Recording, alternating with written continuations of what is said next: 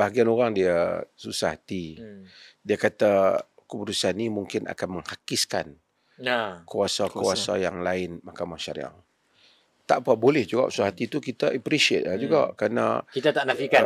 Kita rasa susah hati dia tu mungkin kerana di atas dasar dia concern lah dengan masa depan perundangan yang membabitkan masa depan Islam tu sendiri umat Islam lah kan. Tak apa. Itu concern yang bagus. Cumanya apa yang kita nak bincangkan di sini ialah adakah keputusan itu benar-benar telah menghakiskan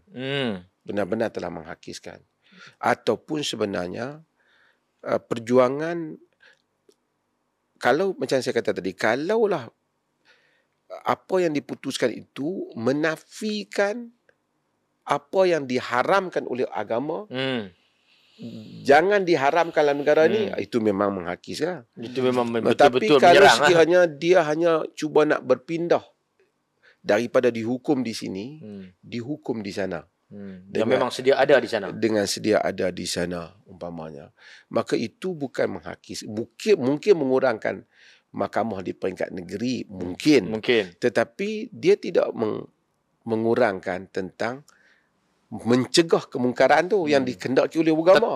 Tetap ada mungkar. Cuma hakim ni kan nak putus mungkar, hakim tu kan nak putuskan benda ni sebagai salah dari segi agama. Itu benda yang kita nak kena bincangkan. Cuma Datuk sebut tadi kebimbangan sebahagian pihak dan kita umat Islam tentang isu ni adalah tentang umat Islam, masa depan Islam. Kerana ada kita tak boleh nafikan ada golongan liberal secara umumnya melihat ni sebagai satu kesempatan. Peluang. Satu peluang, satu advantage, kelebihan untuk mereka. Ni juga kita tak, sebab tu kita kata umat Islam taklah terlalu. Ya, cuma sebelum kita pergi kerana geng-geng yang so-called liberal ni kan, mereka ni beramai juga ahli-ahli undang-undang ni, peguam lah segala macam kan. Mereka kadang-kadang mereka bergabung dengan macam-macam orang. Okey, tapi dia mungkin juga macam perjanjian Hudaibiyah lah kan. Dia membuka ruang baru pada kita. Walaupun nampak pada setengah pihak tu macam rugi, tapi sebenarnya Nabi lihat tak rugi, lihat kepada masa depan. Mungkin perjuangan baru kita itu ialah perjuangan kerana benda ni dah pindah dari sana untuk memberikan ruh Islam tadilah kepada mahkamah sivil ni. Tak payahlah kita semua kita penegakkan syariat dalam mahkamah sivil, tapi untuk kita berjuang ke arah tu. Mungkin dah ada di peringkat negeri mahkamah syariah ni yang kita telah ada ni telah dibuat, tapi kita pergi ke sana yang mana ruang kuasa dia lebih besar, impact dia lebih besar, kesan dia lebih besar dan boleh merangkumi. Itu satu hal. Maksudnya peguam sivil pun melakukan ibadah lah. Dia boleh untuk melakukan reform sebagai seorang Muslim, membantu wa ta'awanu 'alal birri wa taqwa, tolong-menolong atas birri wa taqwa, kebaikan dan takwa. Cuma tegian liberal tadi, balik pada liberal tadi. Itulah kita tahulah, memanglah semua orang ada agenda dia. Setiap benda yang berlaku ada agenda dia. Tapi sejauh mana kita, adakah saya ni tak suka sangat sentiasa kita ni defensif. Maksud sentiasa melihat kita di pihak yang kalah. Berlaku apa-apa, teruk dah kalah, habis dah Islam dah hancur dah kat Malaysia ni, kita dah tak ada peluang dah untuk berjuang. Kan? Jadi mungkin tak semesti kita macam tu. Mungkin kita lihat kalau ada berlaku macam ni, strategi kita macam ni. Amaran kepada bahaya Islam di negara ni tu perlulah. Itu okey. Tapi janganlah sampai sentiasa kita kata dah habislah, kita tak boleh buat apa dah, habislah. Takut benar kita. Takut benar. Dan kadang-kadang ini pun satu masalah kak. Negara kita Islam banyak berpihak pada kita, elemen Islam ada, majoriti orang Islam. Kita pula rasa macam kita tak berupaya. Orang yang bukan Islam ataupun siapa, mereka sentiasa berasa berupaya. Itu peliklah. Di negara-negara bukan Islam yang Muslim minoriti, mereka sentiasa rasa ada peluang. Kita tengok gerakan dakwah. Kita merasa kita lemah di tempat kita. Kita rasa kita lemah di tempat kita. Mungkin kita kena lihat ruang-ruang untuk berjuang. Untuk mengingati, okey.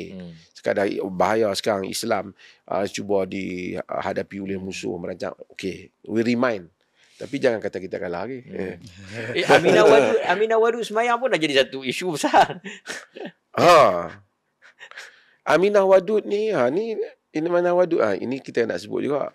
Aminah Wadud ni, dia satu orang so-called liberal lah. Tapi jangan main. Dia lulusan Universiti PhD Tafsir di Universiti Cairo. Dan kemudian dia ambil dan kemudian dia falsafah di Azhar. PhD falsafah di Azhar. Dia datang dengan satu idea bahawasanya untuk memertabatkan wanita, maka perlu supaya wanita tu, salah satu benda yang dicadangkan, wanita tu jadi imam sembahyang Jumaat. Dengan itu dia rasa dia dapat angkat wanita supaya wanita tak nampaklah di belakang, kan asyik di belakang lelaki je.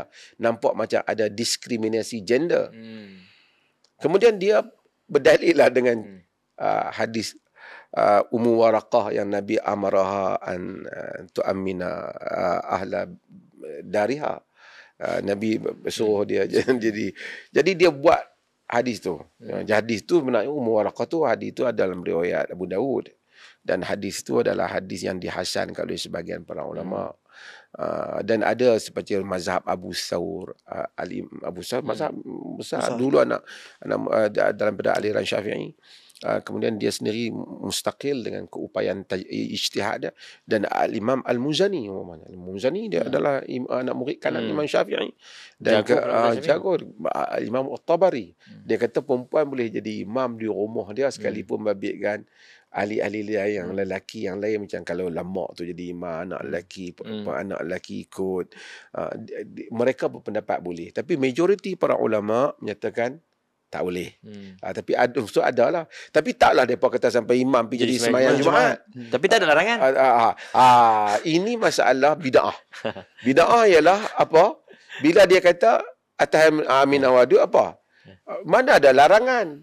Kita nak buat benda baik. Bukan kita buat salah apa. Kita sembahyang saja. Sebab tu Nabi tak bagi buat bid'ah. Kan? Nabi larang. Nabi tak kenapa? Kalau bagi jadi macam Aminah Wadud ni lah. Atas dasar apa salahnya? Ada dalil larang. Adalah riwayat dalam Ibnu Majah, Nabi larang wanita jadi imam pada lelaki, tapi riwayat itu dhaif. Dia dhaif oleh Ibn Hajar dalam Bulughul Maram, dia dhaif ulama-ulama hadis, hampir kesemuanya menyatakan dhaif. Yang ulama hadis tak benar, ulama fiqh tak benar wanita jadi imam ni, dia atas istimbat kepada beberapa kesimpulan riwayat nas yang bukan direct yang menyatakan larang. Tapi begitulah, kita punya alasan simple. Nabi tak pernah lantik wanita. Aisyah lebih mulia lagi. Semua isteri Nabi bila Nabi wafat pun dia pada tak ada siapa pun pernah pergi jadi imam ataupun jadi khatib. Walaupun Aisyah tu boleh mengepalai tentera berperang, boleh diambil fatwa ilmu. Tapi mereka tak pernah jadi khatib. Macam mana nak buat? Jangan buat benda yang Nabi tak buat. Itu alasan kita. Tapi Imam Nabi Wadud kata, apa salahnya? Benda nak semayang, Nabi benda tak baik. Buat pun benda baik.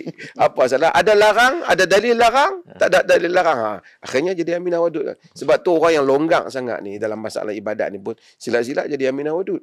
Dia pergi ke arah liberal tu. Kadang-kadang kita kata orang liberal, kita pun nak jadi liberal ni. Tak terikat dengan nas. Kalau nak terikat, kalau nak longgak dalam masalah yang mana agama memang bagi keluasan, kehidupan harian, soal muamalat, agama bagi ruang. Kau tidak jadi liberal tadilah. Dan